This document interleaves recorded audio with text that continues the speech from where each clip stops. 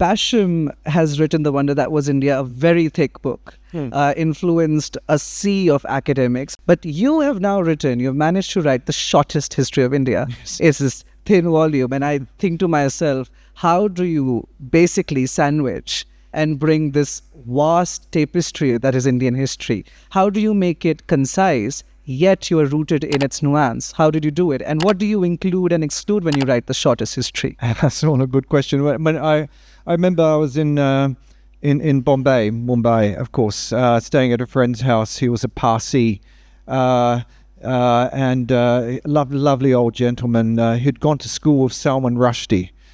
From my window, I could see Attila, the Ambani mansion, towering above sort of Kemp's Corner.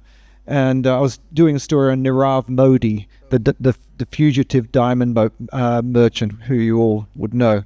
Anyway, so this email comes from my publisher in Melbourne.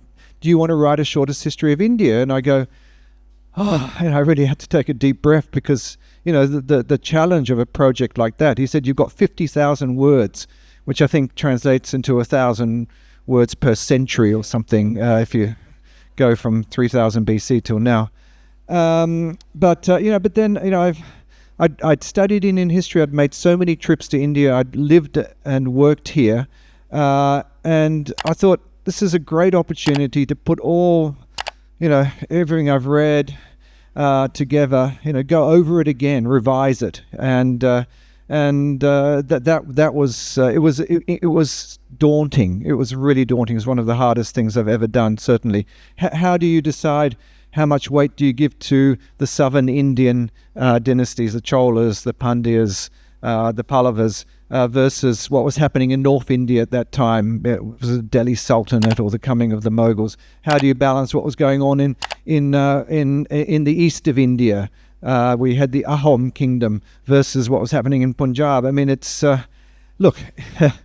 You just cannot fit everything into a history like that. But I guess it's chronological, of course, has to be if it's going to be a history.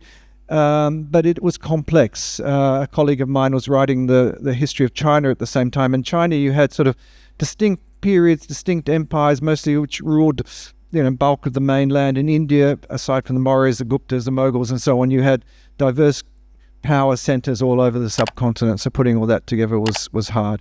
But it was enjoyable as well. As I said, it was something which gave me the opportunity to revise everything that I'd written and discover new things. Like the Delhi Sultanate was one area that I'd hardly ever read about or touched on. And there you had this incredible cast of characters.